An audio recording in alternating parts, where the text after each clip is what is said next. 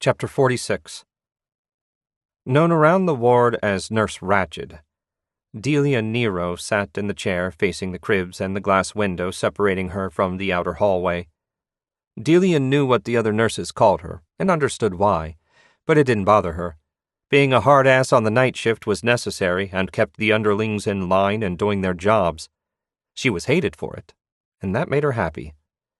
With the weather as bad as it was, they'd already had their share of call-ins. 2 nurses. 2 damned nurses, and some of the janitorial staff didn't even bother coming to work. Delia would have been angrier, but some of the other floors had it much, much worse. Basically, Ben Taub was short-handed in an already short-handed hospital. If Delia had her way, it would be shorter 2 nurses come tomorrow morning. She held her face in a smile and cooed at the baby. The infant continued wailing in her face. The tiny boy had already gone through 3 diapers in the past 2 hours. Any more liquid from him and she'd rush him to neonatal ICU for an IV. A long time ago, she'd learned not to panic at the first sign of trouble, and only 4 days out of the womb, little Michael seemed to be a healthy, hearty poop machine. She just had to hope it solidified soon. The baby's crimson face scrunched up and he loosed another wail, tears streaming from the infant's eyes. Beneath the dim fluorescence, the baby's skin looked sallow. Delia rocked in the chair and continued stroking the baby's nearly hairless head. The nursery was loud, but her earplugs drowned out the sound of crying, miserable infants. She figured if concerts were damaging to your ears, a room full of screaming babies was too. The first time she'd had nursery duty, her ears rang for nearly a day. 15 years later, she knew better. She should have been at the station taking phone calls and handling any possible ward-specific business, but she was on break. Picking up one of the children and calming them by touch, sound, and presence was one of her favorite pastimes, and, if she was honest with herself, one of the best parts of the job. She'd much rather be in here than out there trying to manage a bunch of slacking nurses and the occasional diva doctor. She didn't hear the sound of gunfire just outside the glass wall. She was so focused on cooing to the child that she didn't even notice the thing crawling up the glass before scurrying into the ceiling. So when it rattled in the ceiling above her, she didn't hear that either. Delia rotated her wrist so she could see her watch. Her blissful 15 minutes was up. Oh well, she'd get a cup of coffee and get back to the paperwork. She rose from the chair, baby in hand, and walked with gentle steps to the baby's crib. Little Michael had finally stopped crying. For once, everything was the way it should be. An unhappy baby made calm and sleepy by her ministrations. That's the way it should be. She placed the baby in the crib, swaddled him in another blanket, smiled into his calm face, and turned to leave the room. Her left foot stopped in mid-step and she nearly lost her balance. A second later, she was simply blinking at what she saw because it didn't make sense. A large ceiling tile, half of it scorched and smoking, had fallen from its place and dropped near her chair. That was odd, but it wasn't what had stopped her in her tracks. It was the 2-meter diameter puddle of shivering black goo. Delia scrunched her eyebrows and took a cautious step forward. The pool of black liquid continued shivering. "Should have brought my radio," she said to herself. She didn't know if there was a broken pipe in the ceiling, but that crap didn't look natural to her. A branch of solid black rose from the surface, centimeter by centimeter. Over the sounds of the crying babies and that of the heater, she couldn't hear the crackle and spit of the thickening, lengthening appendage. When the protrusion was the height of her calf, it shook and swayed. A black orb popped up and stared at her with alien hunger. Delia's scream joined those of the crying babies. The puddle gathered itself and rose on tiny multi-jointed legs, its front transforming into a yawning mouth. She backed up several steps until her ass clipped one of the cribs, the heavy stand trembling, but holding her weight. She was still screaming when the creature scuttled forward, its eye stalk bent toward her with unblinking menace. Even as terrified as she was, she remembered where she was and that she was close to knocking over the crib. Delia sidestepped and moved backward. When her ass finally hit the glass partition separating the nursery from the hallway, she shrieked. There was nowhere left to run. The creature's legs clicked on the tile, but she didn't hear it. The infant's cries rose to a crescendo with her own scream. Frozen, Delia stared in horror as a tentacle punched out of the creature's side. The hooked appendage wavered in the air before pulling back and darting forward with incredible speed. The hook caught her in the hip. Blinding pain forced all the air from her chest, and stars filled her vision. Then it was dragging her toward it. She turned slightly, trying like hell to resist the pull. The infant she'd held just moments ago stared at her with wonder. Delia's mind blocked out the pain, and she managed a half-smile. She never saw the second tentacle that smashed through her skull. Chapter 47. Mathis rolled off Harold's back and stared at the open glass door to the surgery hallway. A second later, his eyes finally made sense of what they were seeing. The plexiglass windows were gone. A single black tentacle, thick as his forearm and tapered to a hooked end, dangled over the edge of the support wall. The tentacle slid backward slightly, and another tentacle appeared next to it. The two hooks reared back in tandem and shot downward into the support wall. The crunch echoed through the open door and around the main hall. Mathis's heart, already thumping in his ears, increased its pace. "Get off me!" Harold yelled. Mathis scrambled to get his feet under himself and shot a hand beneath her shoulder. Get up! Get up now!" She didn't bother looking up at him or asking why as he pulled her to her feet. Mathis took one last look into the trauma hall, eyes widening. A horrendous wrench of metal, the tinkle of glass, and the clicking of sharpened talons on tile barely made it through the drumbeat in his ears.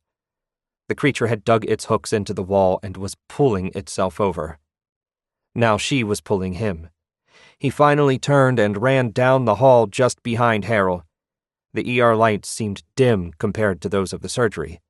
His shadow followed him, and then seemed to spring forward in the diffused light. They reached the corner of the ER reception. Harold caught sight of one of the nurse's scrubs heading to the ER's entrance and exit. "No!" she yelled.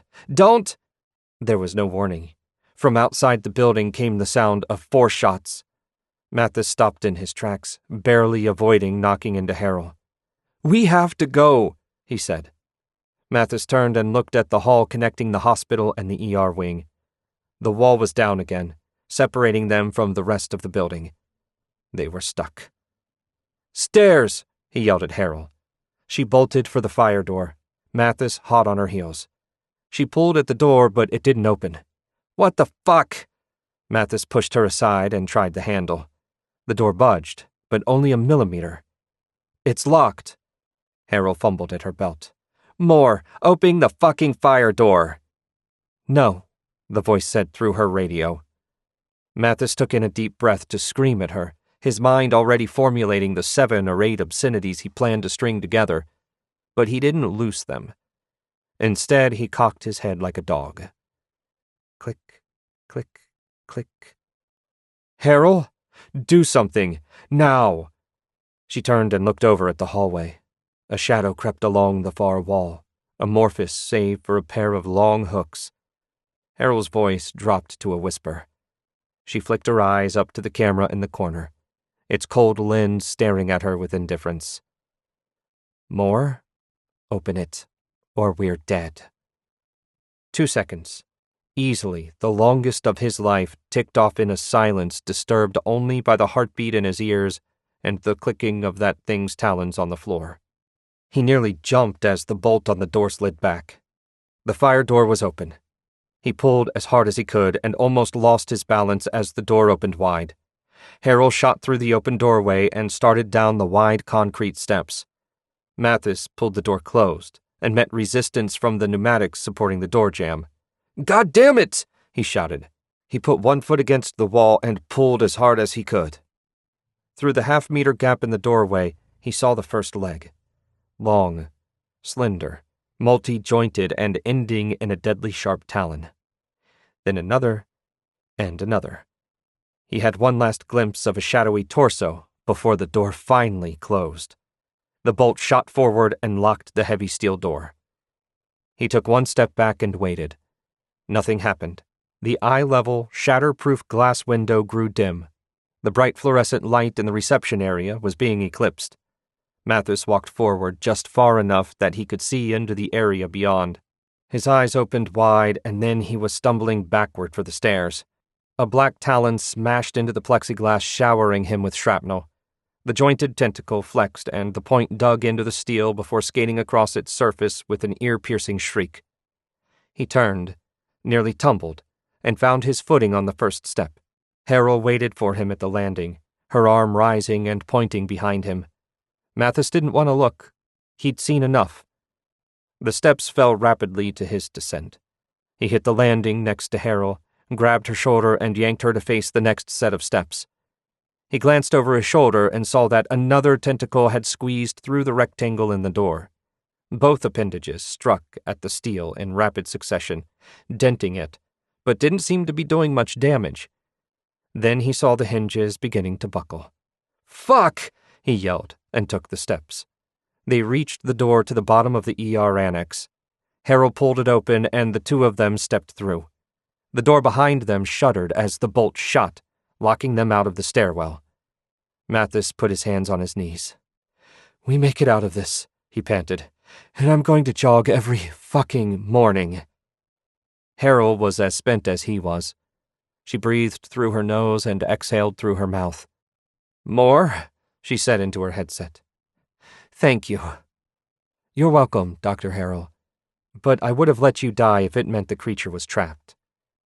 Mathis exchanged a glance with his teammate. "You mean it's not trapped?" Harold asked. When Moore responded, the annoyance in her voice was obvious. "No, Doctor, it's not trapped." "Is it still at the stairwell?" "No." Mathis rolled his eyes. "Then where the fuck is it?" "Going to find the rest of the trauma surgery staff." "What?" Mathis clenched his fists. It seemed better than giving in to the panic rising in him like a wild animal. "They tried to get outside. You shot them." "That was only one nurse, Doctor. The others went the opposite way from you." "Oh, shit," Harold said. "Has it figured that out yet?" "Yes." The word seemed to echo in the large lobby. Chapter 48. Sarah heard screaming.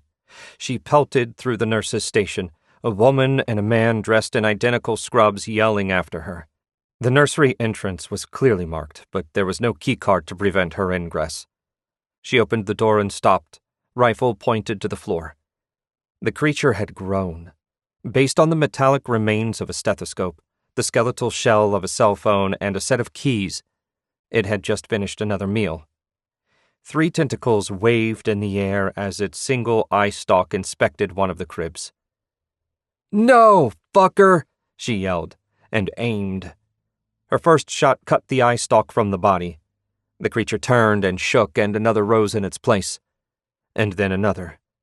She walked into the room, snapping off careful shots, and managed to separate another tentacle before it rushed at her.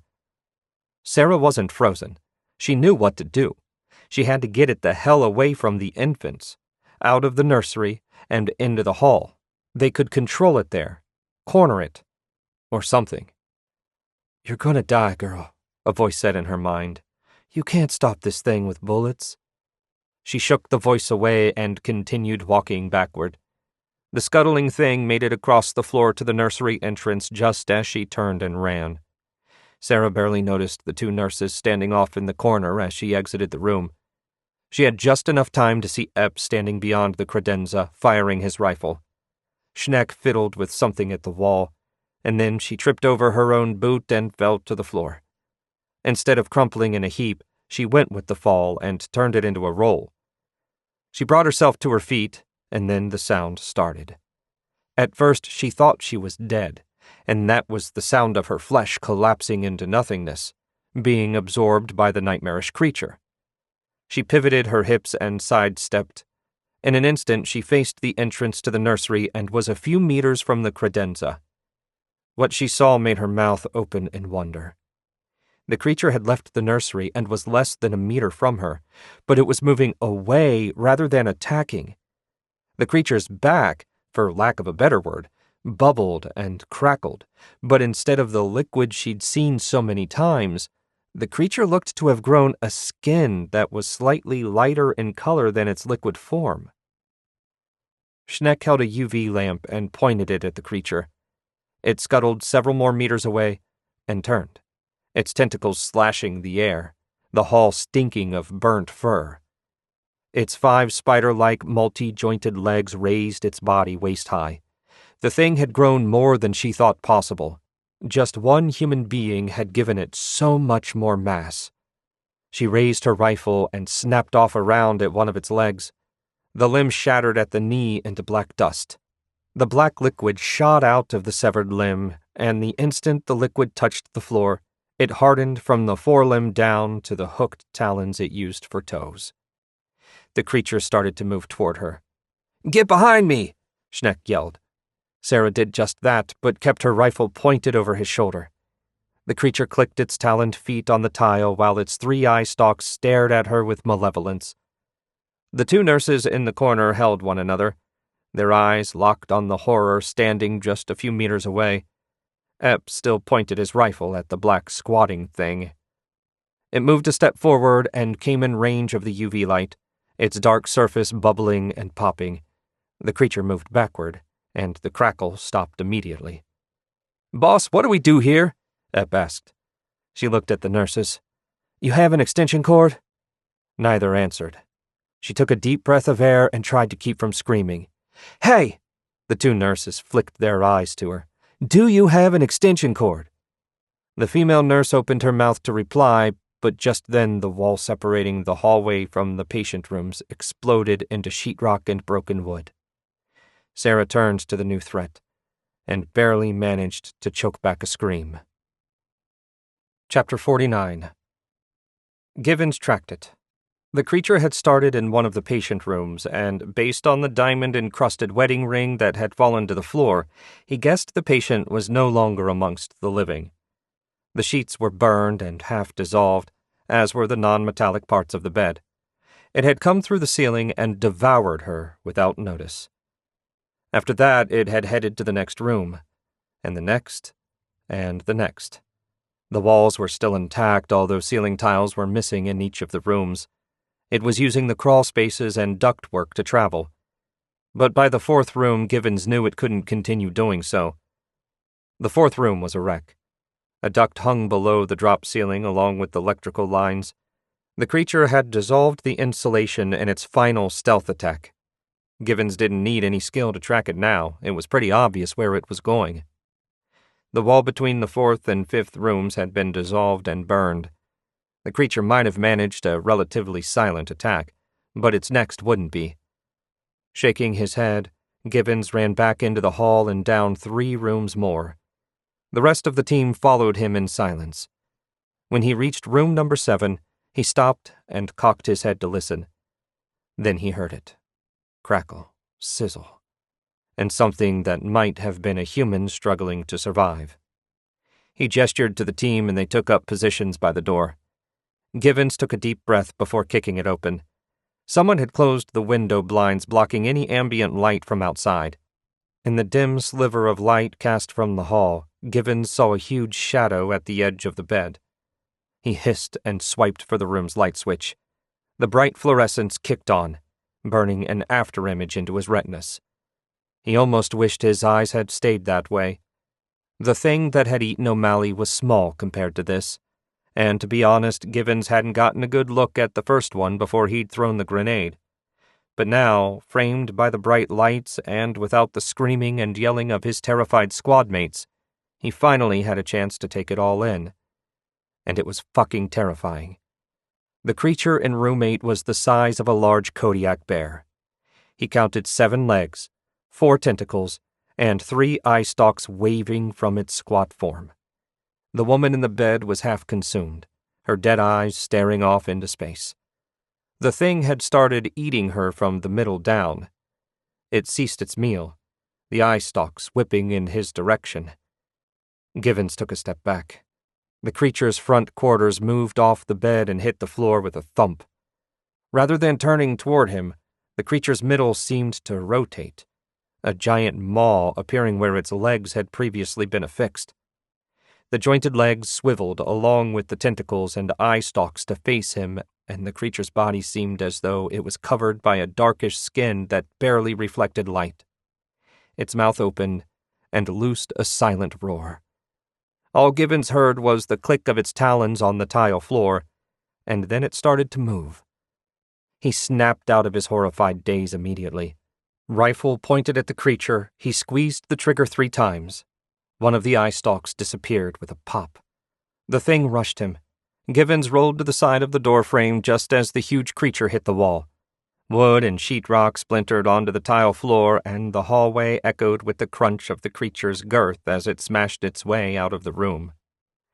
The world exploded with the sound of gunfire as his teammates opened up. Perkins had moved to the back wall so he could cover Givens.